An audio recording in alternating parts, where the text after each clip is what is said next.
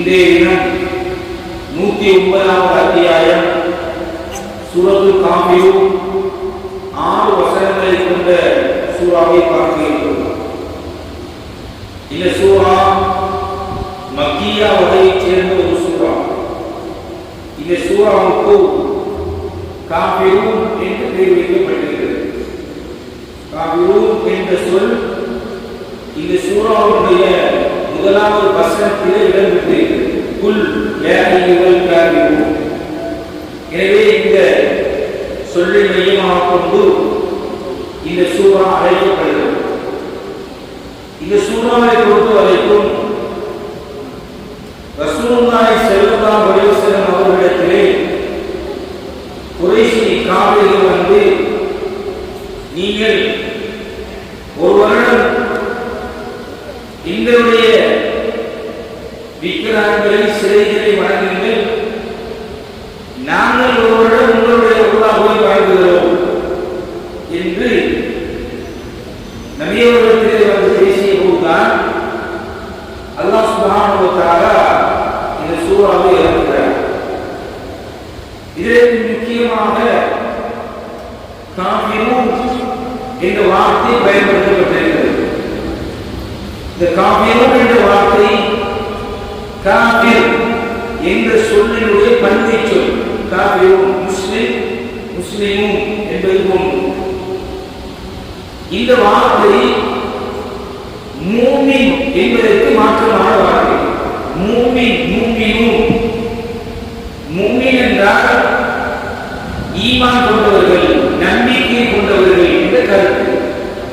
இறைவனை, அவனுடைய மலாயிக்காமார்களை, அவனுடைய வேதங்களை, நபிமார்களை, மறுமையாளை, இந்த உலகத்திலே நடைபெறுகின்ற நன்மை தீமை அல்லாஹ்வுடைய ஏற்பாட்டினால் நடைபெறுகின்றது என்று இந்த விடயங்களை நம்பிக்கை கொண்டு அதனை எங்களுடைய வாழ்க்கையை உள்ளத்தால் ஏற்றுக்கொண்டு, வாயால் மொழிவது மட்டுமல்ல, உள்ளத்தால் ஏற்றுக்கொண்டு எங்களுடைய உடலால், உடல் உறுப்புகளால் செயல்படுத்துவது. தொழுகையின் மூலம், நோன்பு மூலம், இபாதத்தின் மூலம் நாங்கள் அவைகளை உறுதிப்படுத்துவது.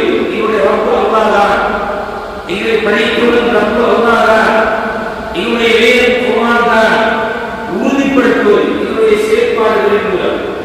இவர்களுக்கு சொல்வது மூமின், நம்பிக்கை கொண்டவர். மூமினும் அதனுடைய பன்மை. இதற்கு எதிரான கருத்து சொல்லிட்டார் காஃபிர் என்கிற வார்த்தை.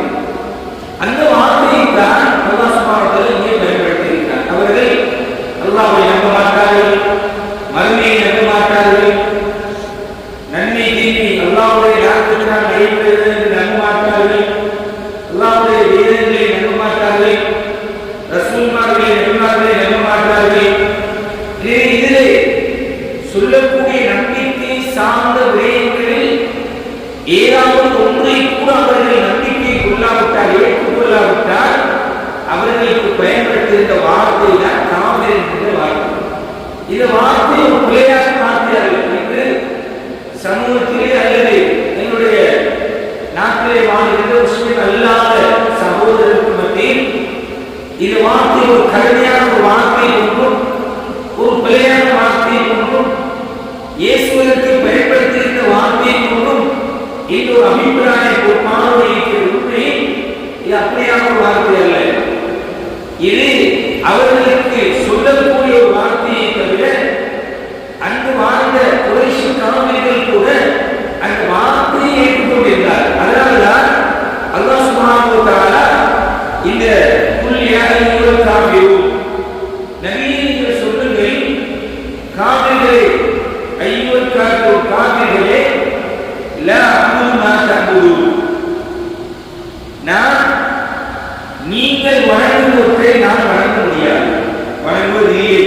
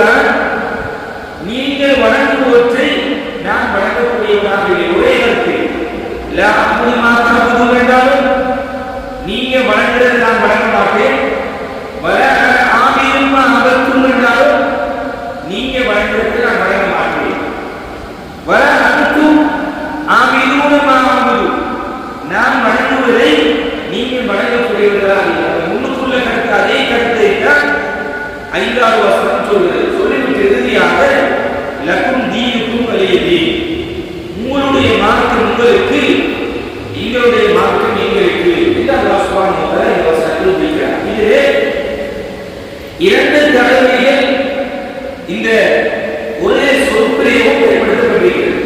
அதிலே லா அபுது என்ற வார்த்தையும் வல அன ஆபிதும் என்ற வார்த்தையும் பயன்படுத்தப்படுகிறது. வார்த்தையும் வித்தியாச கருத்து உள்ளார். தஃப்ஸீர் அறிஞர்கள் சொல்கிறார்கள் என்றால் லா அபுது மா தஅபுது, நீங்கள் வணங்குவதை நான் வணங்குவதில்லை என்றால் இவ்வளவு காலமும் நீங்கள் வணங்கியது நான் வணங்கியதே கிடையாது. என்னுடைய சிறுபிராயம், என்னுடைய வாலிப பருவம், இஸ்லாத்துக்கு முதல் ஒரு காலம் ஒரு போதும் ரசூலுல்லாஹி ஸல்லல்லாஹு அலைஹி வஸல்லம் அவர்கள் அல்லாஹ்வை தவிர யாரையும் வணங்கியது கிடையாது. அல்லாஹ் பாதுகாத்து வைத்திருக்கிறார் நபி அவர்கள். எனவே அல்லாஹ் சொல்றான், நபியே நீங்கள் சொல்லுங்கள், இவ்வளவு காலம் கடந்த காலத்தை அல்லாஹ் சொல்றான், இவ்வளவு காலமும் நான் நீங்க வணங்கியது கிடையாது. வல ஆமிலும் அபக்கும், அதே போன்று எதிர்காலத்திலும் நீங்க வணங்குவதற்கு நான் வணங்குவதாக இல்லை என்று திட்டவட்டமாக அல்லாஹ் சுப்ஹானஹு வ தஆலா இந்த வசனத்திலே சொல்லியிருக்கிறார்.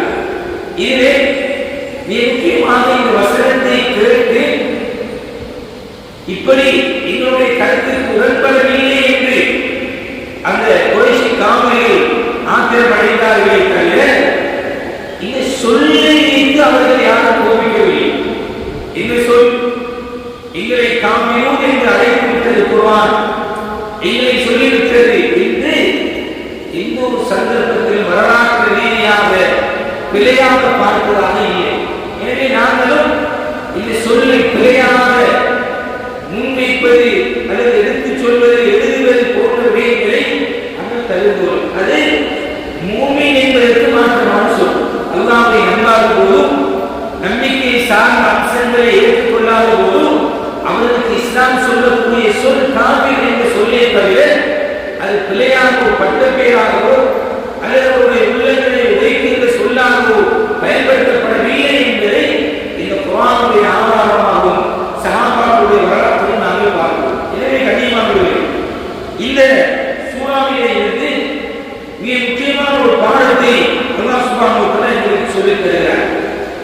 அதாவது அல்லாஹ்வுடைய நம்பிக்கை சார்ந்த விடயங்களில் நாங்கள் எந்த ஒரு சந்தர்ப்பத்திலும் விட்டுக் கொடுப்பு செய்ய முடியாது.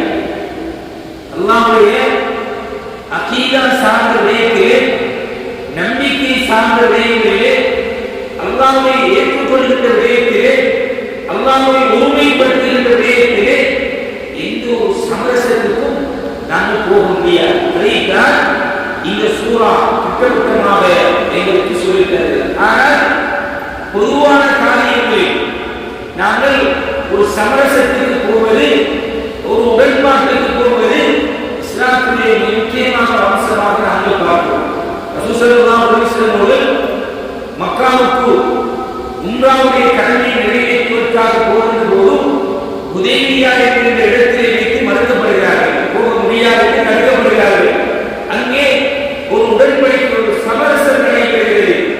இஸ்லாத்திற்கு எதிரான பல்வேறுபட்ட கருத்துக்கள் அங்கே முன்வைக்கப்படுகிறது. ஆனால் ரசூலுல்லாஹி ஸல்லல்லாஹு அலைஹி வஸல்லம் அவர்கள் அந்த கருத்துக்கள் எல்லாம் உடன்படுகிறார்கள். உமர் ரலியல்லாஹு அன்ஹு அவர்களுக்கு கோபம் ஏற்படுகிறது. இப்படி இஸ்லாத்திற்கு மாற்றமாக சொல்கின்ற போது, அதாவது எங்களுடைய கருத்துக்கள் உருவாக்கப்படாமல் அவர்களுடைய கருத்துக்கள் மேலோகின்ற வகையில் இது எழுதப்படுகிறது என்று கூறிய போது ரசூல் ஸல்லல்லாஹு அலைஹி வஸல்லம் அவைகளை எல்லாம் பொறுமையாக ஏற்றுக்கொண்டார். அதே போதுதான் மதீனாவுக்கு ரசூல் ஸல்லல்லாஹு அலைஹி வஸல்லம் வந்ததோடு அங்கே இருந்தவர்கள் யஹூதியர், அவர்களோடு ஒரு நபி அவர்கள் ஒரு சாசனம், மதீனா சாசனம் என்று வரலாற்றில் சொல்லப்படுகின்ற முக்கியமான விடயங்கள் உள்ளடக்கிய ஒரு சமரசம், ஒரு கோவை எழுதப்படுகிறது. எனவே இஸ்லாத்தினுடைய நம்பிக்கை சார்ந்த விடயங்களில் சமரசம் என்பது கிடையாது. அல்லாஹ் ஒருவர், அவன் தனித்தவர், அவனுக்கு எதிரான எந்த ஒரு கிடையாது. மலாயிக்காமார்கள் அல்லாஹ்வுடைய படைப்பும் அவர்கள் ஒளியால் படைக்கப்பட்டவர்கள். அதே போன்று நபிமார்கள் அல்லாஹ்வுடைய தூதர்கள், அவருடைய வேத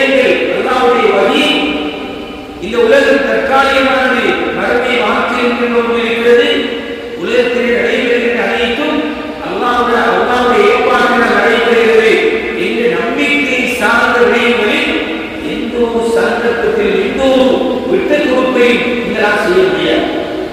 அதைத்தான் இந்த சூரத்துல் காஃபிலும் என்கின்ற சூரா எங்களுக்கு மிகப்பெரிய ஒரு பாடமாக சொல்லியிருக்கிறது. இது அல்லாத பொதுவான விடயங்களில் நாங்கள் ஒரு சமரசத்துக்கு செல்ல முடியும் என்கின்ற வழிகாட்டலை இந்த சூரா சொல்லித் தருவதை நாங்கள் பார்க்கிறோம்.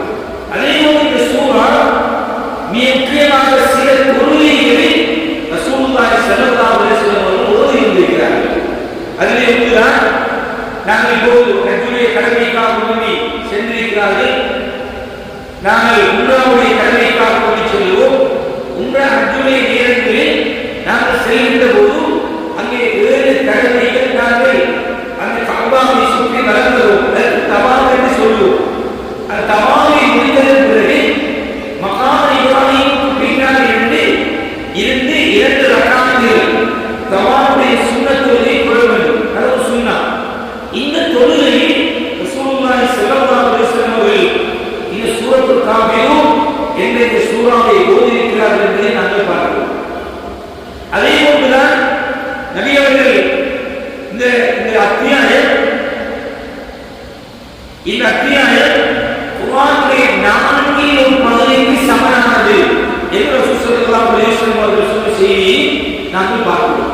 எப்படி சூரத்துல் இக்லாஸ் ஒரு தடவை ஓதினால் 3ஆக பிரித்து ஒரு பகுதியை ஓதுவதற்கு சமனோ, அதே போன்று இந்த சூரத்துல் காஃபிரும் 4 ஒரு பகுதியை ஓதுவதற்கு சமனாகும் என்று ரசூலுல்லாஹி ஸல்லல்லாஹு அலைஹி வஸல்லம் அவர்கள் சொன்ன செய்தியை நாங்கள் பார்க்கிறோம். அதே போன்றுதான் நபி அவர்கள் வியாழக்கிழமை மகரிபுடைய தொழுகையில் இந்த சூரத்துல் காஃபிரும் சூரத்துல் இக்லாஸை ஓதியிருக்கிறார்கள் என்பதை நாங்கள் பார்க்கிறோம்.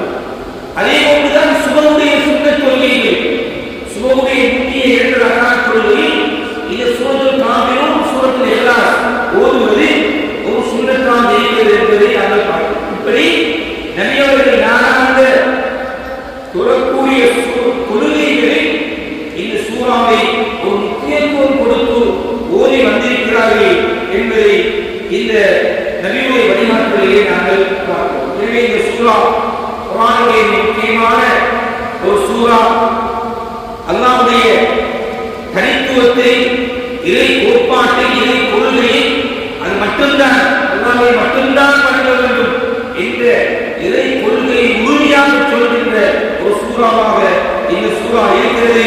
எனவே இந்த சூறாவை நாங்கள் நபியவர்கள் காட்டி தந்த வழிமுறைகளாக ஓட வேண்டும். நபியவர்கள் படிக்க சென்றால் கூட இந்த குல் சூறாக்கள் துணையாளர்களுக்காகவும் குல் அஊது பிரப்பின் நாஸ், குல் அஊது பில் ஃபலக், குல் ஹுவல்லாஹு அஹத், இந்த குல் சூறாக்களை ஓதி கையிலே ஊதி தன்னுடைய உடல் முழுவதும் தடவுவார்கள் என்ற செய்தியை நாங்கள் பார்க்கிறோம். எனவே இப்படி நிறைய சந்தர்ப்பங்களில் இந்த சூரத்துல் காஃபிரும் என்ற சூறாவை நபியவர்கள் ஓதியிருக்கிறார்கள்.